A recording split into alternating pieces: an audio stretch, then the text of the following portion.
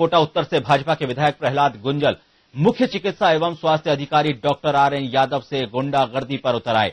गुंजल ने सरकारी अधिकारी को खुलेआम धमकाते हुए कहा कि मेरा काम नहीं किया तो ऐसा खौफ पैदा कर दूंगा कि बच्चों को रात में नींद नहीं आएगी। विधायक इतने गुस्से में थे कि उन्होंने यादव से अभद्रता से बात की। गुंजल के अपशब्दों का ऑडियो बुधवार को सोशल मीडिया पर भी वायरल हो गया, जिसके बाद हर कोई सकते में आ गया। वहीं यह मामला अब पुलिस तक भी पहुंच गया है। फिलहाल सीएमएचओ को पुलिस ने सुरक्षा उपलब्ध करा दी है।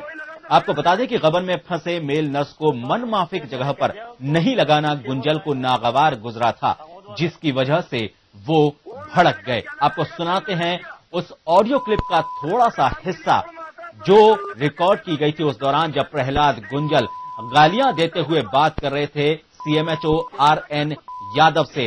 हम आपको ऑडियो पूरा नहीं सुनवा पाएंगे क्योंकि पूरे ऑडियो में गालियों की भरमार है, लेकिन कुछ हिस्सा आपको सुनवाना चाहेंगे उन गालियों को दबाते हुए जो कि प्रहलाद गुंजल की तरफ से बेशुमार बड़ी तादाद में आरएन यादव सीएमएचओ को दी गई। हेलो, अरे सीएमएचओ साहब। हाँ जी प्रहलाद गुंजल बोल रहा हूँ। हाँ सर नहीं है, मैं 2 मिनट में तुम्हारी तबीयत ठीक कर दूंगा। क्या हो गया सर? के बच्चे जब कोई काम कहे ना तेरे को आके जूत लगाऊं क्या हो गया सर? बताओ सही। बताओ तेरी दूंगा मैं। कल क्या मत लिया अगर किसी बात को, या तो तेरे बाल काट दूं। तेरे को मैंने कहा था कि वो मोरे मेरे घर का व्यक्ति है, तुम उसको मोई लगाओ तो लगाया तेरे। अरे साहब वो उससे मैंने कह दिया उसको बीसीएमओ लगाएगा वहाँ का आमोद वाला। कौन लगाएगा? क्या लगाएगा? तंग लगाया क्या? छोटे काम के लिए और में आता है, बड़े काम आता कहते हैं साहब सीएमएचओ ने नहीं मानी तेरी दफ्तर में आके क्या कुछ। और आइंदा कभी फोन करे जब तक पालना कर लेना, नहीं तो गंजी कर दूंगा। तू जानता नहीं मुझे लेता तू किसी के कर में यहाँ पे उठा दूंगा अगर तेरे को किसी का संरक्षण हो तो। कल ऑर्डर चाहिए मुझे। आगे बात समझ में, कल मुझे ऑर्डर चाहिए। सुन लेना काम खोल के। अरे साहब मेरी बात तो सुनो आप। मैंने उसको क्या बात सुनो? मैं आपसे निवेदन कर रहा हूँ, सुनो सही आप 1 मिनट तो सुन लो आप। मैंने उसको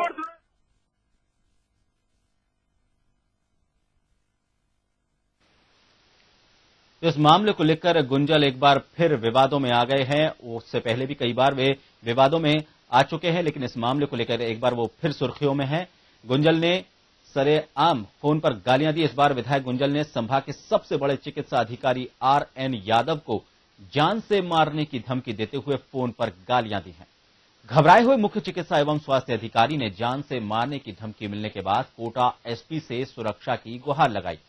इसके बाद एसपी ने यादव के निवास पर देर रात पुलिस के जवानों को तैनात कर दिया।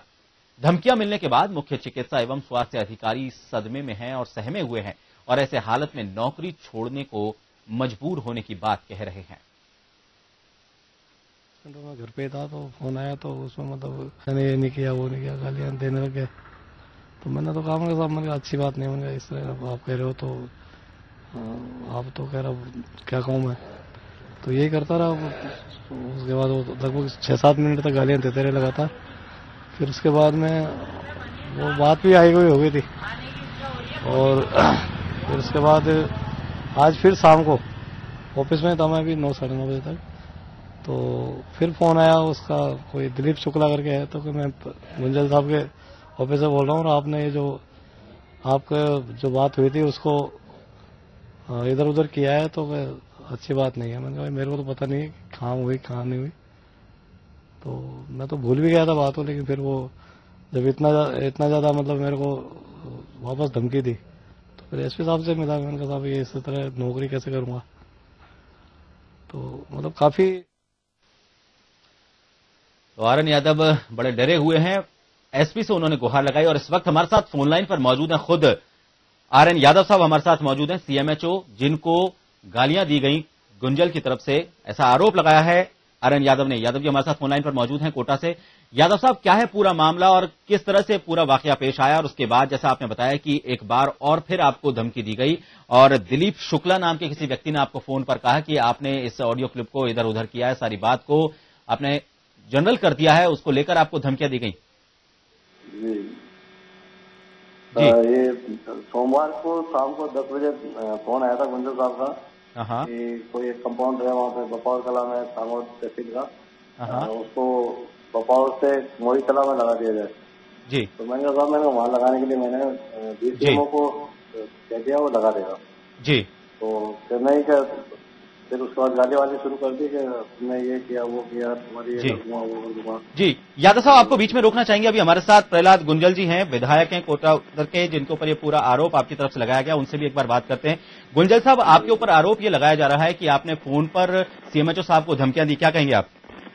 फोन पर मैंने 3 बार जी आग्रह किया है उनसे कि उनको लगा दीजिए, महिला डॉक्टर के, जी, और उनके बीच में कोई विवाद है, विवाद खत्म हो जाएगा। जी, अब कोई आदमी समझे ही नहीं तो क्या करेंगे। अब राजस्थान पत्रिका ने जहाँ तक खबर को छापा थी, तो मेरे को हराने का टेंडर दारीवाल जी से लिया था। जी, जी, उसका जवाब जनता ने दे दिया। जी, जी, मुझे कुछ नहीं कहना, जो कुछ जो आरोप प्रत्यारोप लगा रहे हैं लोग, अपने आप जनता जवाब देगी। नहीं, बिल्कुल गुंजल साहब, ठीक है, लेकिन आरोप बातों के दौर चलते हैं, ये एक प्रक्रिया का भी हिस्सा होता है कि अगर किसी को तबादले के लिए नहीं कहा हमने, तबादले के लिए नहीं कहा, महिला डॉक्टर का मोर्रे का विवाद था, ये तो महीने भर पुरानी बात हो गई। जी, जी, नहीं, विवाद इस बात को लेकर है कि आपकी तरफ से जिस शैली का इस्तेमाल किया गया, आपके ऊपर आरोप जो लगाया गया वो ये है कि धमकी दी गई, गालियां। 200 लोगों के बीच में कार्यक्रम, मेरा कार्यकर्ता के साहब आपने 2 बार कह दिया कि हमें तो सुनी नहीं रहे हैं। हाँ जी, हाँ जी, तो प्रतिक्रिया दिमाग में आना स्वाभाविक है, मेरी जगह आप भी होते तो आपको गुस्सा आ जाता। पर उसके पीछे कोई इंटेंशन ऐसा नहीं है जी, कि कोई पॉलिटिकल आदमी कोई नई परंपरा तुम्हें डाल दे रहा है, एमएलए सिफारिश करते हैं, ट्रांसफर होते हैं, बिल्कुल, और कोई इस तरीके से जो है अनादर करे, बात का अपमान करे, तो स्वाभाविक प्रतिक्रिया दिमाग में आती है। इससे कोई दुर्भावना नहीं होती कि हम किसी को दुश्मनी पाल रहे हैं। जी, गुंजल साहब, लेकिन एक बात और कही जा रही है कि दिलीप शुक्ला के किसी व्यक्ति नाम के किसी व्यक्ति का वापस फोन आता है, क्योंकि बात अगर आई गई होती है तो वहीं पर थम जानी चाहिए था, लेकिन एक बार फिर फोन आता है, कहा जाता है कि आपने उस बात को माना नहीं है और आपने ये ठीक नहीं किया। नहीं, मुझे पता नहीं, कोई कार्यकर्ता ने कर दिया होगा, मैं जानता हूँ। चलिए, बहुत बहुत धन्यवाद गुंजल साहब। आरएन यादव जी हमारे साथ अभी फोन लाइन पर मौजूद हैं, उनसे एक बार फिर बात कर लेते हैं। यादव साहब, गुंजल साहब से हमारी बात हुई थी, उनका कहना था कि एक जनरल बातें होती हैं जिसमें कहा जाता है और उस वक्त गुस्से में कुछ कह दिया गया होगा, लेकिन मेरी तरफ से ऐसा कोई इंटेंशन नहीं था। क्या कुछ प्रतिक्रिया देना चाहेंगे इस बात पर? नहीं, अगर नॉर्मल बात होती तो मैं इसको कतई बुरा नहीं मानता, लेकिन बात जो करने का जो तरीका था, गालियां जितने दी थी और मैं जब समझाने की कोशिश करा तो समझे भी नहीं जी। तो अब ये तो जमीर बेच से नौकरी करने वाली बात हो गई। और फिर ऊपर से फिर 2 दिन बाद फिर वो दूसरे एक दिलीप शुक्ला नाम के आदमी ने कहा कि जो कहा है वही करेंगे जी। तो अब तो क्या करूं फिर मैं। यादव साहब, जानना चाहेंगे एग्जैक्ट कब का ये मामला है? फोन पर आपको जी कितने दिन पहले फोन आया था और उसके बाद कब आपके पास दिलीप? सोमवार को रात के 10:10 पर जी, जब मैं घर पे था जी। तो अब उस समय जब घर पे होते हैं और यहाँ पे एकदम डिप्रेशन में चले जाते हैं, तो सारे जो आसपास बैठे थे वो लोग कहेंगे क्या हो गया।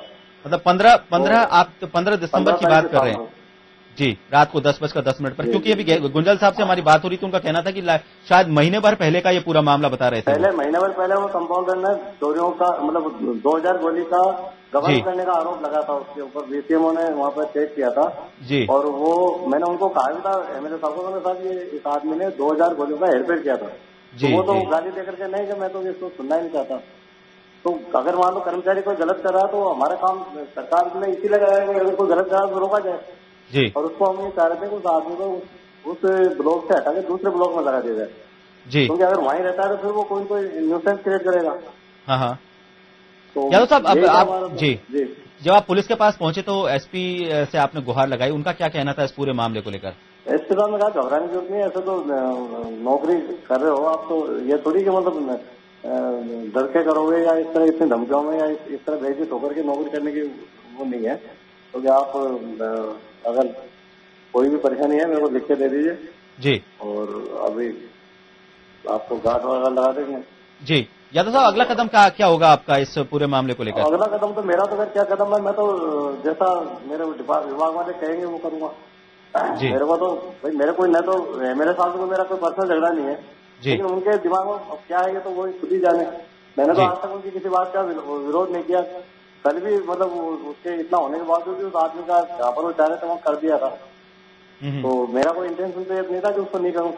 इसके अलावा एक और नाम ले रहे थे, वो जो क्या नाम था उसका, एक कोई और भी बीच में नाम आया था, तो उस आदमी से भी कोई मतलब वो नहीं था। वो जो भी प्रोसेस था पूरा एज पर नियम प्रोसेस हुए थे, उसके बाद भी उसका वो कह रहे थे नहीं इसका फेवर करो, ये करो। ऐसी स्थिति में नौकरी करना बड़ा मुश्किल हो रहा है। जी चलिए आर्यन यादव साहब, बहुत बहुत धन्यवाद आपका हमसे फोन लाइन पर बात करने के लिए। तो आर्यन यादव साहब को हमने सुना, उनका कहना था कि वो सिर्फ नौकरी कर रहे हैं और क्या पूरा मामला है उनकी समझ से परे है, क्योंकि उनका कोई पर्सनल इंटेंशन भी या कोई पर्सनल राइवल भी प्रहलाद गुंजल या फिर वो व्यक्ति जिसके ट्रांसफर की ये बात की जा रही है मौर्य की, उनसे कोई लेना देना नहीं है। लेकिन जिस शैली का इस्तेमाल किया गया और जिस तरह से उनको जान से मारने की धमकी दी गई, उसको लेकर जरूर उनके मन में खौफ है और इसी को लेकर वो एसपी साहब के पास गए हैं और इंतजार कर रहे हैं वो विभागीय आदेशों का, उसके हिसाब से ही वो आगे काम करेंगे। लेकिन फिलहाल उनको इस बात का डर बना हुआ है कि विधायक की तरफ से जान से मारने की जो धमकी दी गई है उसको लेकर वो काफी सहमे हुए हैं।